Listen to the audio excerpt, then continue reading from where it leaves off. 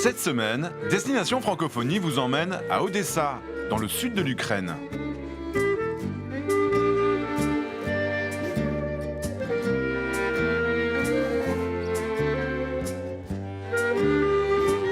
Bonjour. Pour vous présenter Odessa, il faut d'abord commencer par descendre les 192 marches de cet escalier, immortalisé dans le cuirassé Potemkin, le film révolutionnaire de Sergei Eisenstein. Aujourd'hui encore, il relie le centre-ville au port, commandé en 1794 par l'impératrice Catherine II pour ouvrir l'Empire russe sur la mer Noire.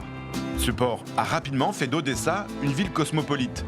On y parlait yiddish, allemand, anglais, russe et très souvent le français. D'ailleurs, le grand poète russe Alexandre Pouchkine, en exil ici, disait lui-même qu'à Odessa, on peut sentir l'Europe car on y parle français. Une autre statue est devenue le symbole de la ville, celle du Français Armand Duplessis, duc de Richelieu, qui gouverna Odessa au début du XIXe siècle. Il est encore considéré aujourd'hui comme l'un des fondateurs de la ville. On lui doit le tracé de la ville et certainement l'influence française sur l'architecture des magnifiques façades qu'on découvre quand on se promène dans la ville. Aujourd'hui encore, celle qu'on surnomme la Marseille d'Ukraine est toujours considérée comme la ville la plus francophone de tout le pays. Des francophiles passionnés font vivre l'Alliance française et le français est enseigné dans de nombreuses écoles et universités de la ville.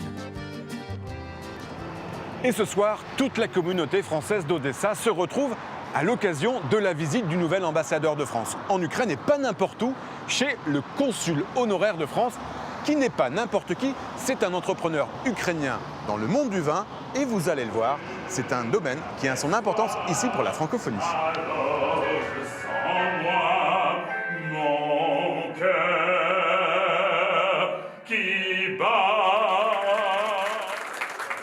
Monsieur le consul, Odessa, c'est une région viticole ? Oui, bien sûr. En fait, maintenant en Ukraine, c'est la région la plus viticole. On peut dire que la moitié de tous les vignes en Ukraine, c'est en région d'Odessa. Est-ce que c'est un domaine qui offre des perspectives professionnelles pour les francophones ? Et le domaine viniviticole de l'Ukraine a besoin de changer la direction des exportations, se retrouver sur les marchés européens. Pour tout ça, il faut les technologies européennes, la qualité européenne, les traditions européennes.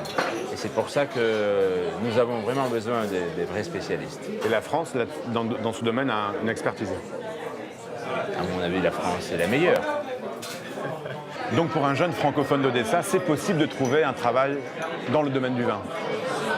Oui, et je te conseille d'aller à la faculté francophonie à Odessa Académie alimentaire, là où tu verras beaucoup de jeunes qui étudient le vin en français. Donc c'est un plus de parler français quand on travaille dans le vin. Oui. Bon, ben, j'y vais demain matin. Merci Édouard.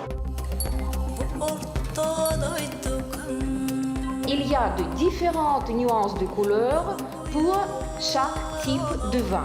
Rouge, violacé. À l'Académie nationale des technologies alimentaires, les étudiants se destinent à tous les métiers de l'agriculture. Mais pour les étudiants francophones, le métier numéro 1, c'est celui du vin. Une spécificité de la région et une coopération active avec la France dans ce domaine, menée par Oksana, la directrice du département d'œnologie. Ici, les étudiants se forment à tout le vocabulaire du vin avec Elena, leur professeure de français. Bonjour. Excusez-moi de vous déranger. Bonjour Elena.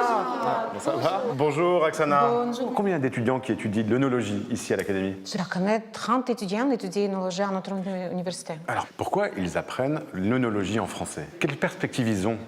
Beaucoup de perspectives parce qu'elles font des stages. Nous travaillons beaucoup avec la Fédération d'échange France-Ukraine et chaque année, 10-15 étudiants passent les stages dans les très connues régions de viticole de France. Où est-ce qu'ils trouvent du travail quand ils reviennent ici à Odessa dans le domaine du vin ? Ils travaillent dans les très connues entreprises en notre région, par exemple. Vous connaissez Chaba ? Non ? C'est quoi ? Tous les notre étudiants anciens travaillent maintenant dans cette entreprise. L'histoire du village de Chabot est intimement liée à la francophonie.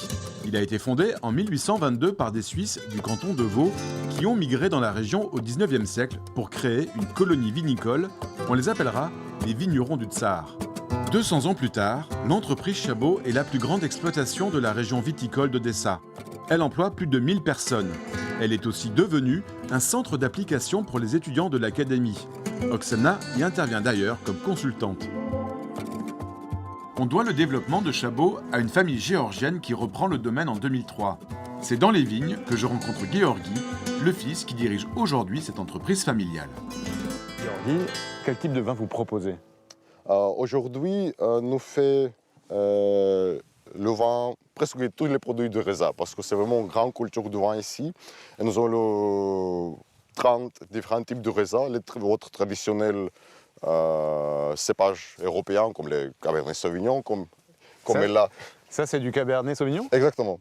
Et nous avons quelques cépages locaux uniques, par exemple le cépage qui s'appelle Tseltikoruk, qui traduit comme queue de renard, parce que des formes de raisin, c'est comme une queue.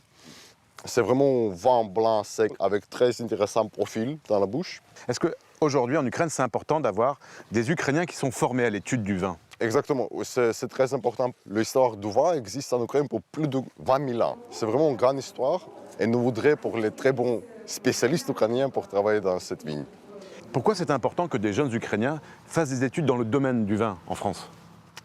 Parce que c'est vraiment transférer pas juste les informations techniques qu'on travaille dans la vigne ou dans la usine, mais aussi c'est transférer la culture et la passion. On voit que c'est les arômes assez fruités et avec les bois qui est très très élégant. Maintenant, je vais retrouver Vika. C'est une étudiante de l'Académie nationale. Elle a fait plusieurs stages en France et là, elle est en train de participer à une dégustation de vin. Bonjour, ça va? La dégustation se passe bien? Bonjour Oui, Vika. très bien. Bonjour. Pourquoi tu as décidé de faire des études d'œnologie? C'est ma mère qui m'a fait habituer à la culture du vin. Et la culture de boire le vin n'est pas aussi populaire en Ukraine qu'en France. Pourquoi connaître le français, ça a changé quelque chose dans tes études?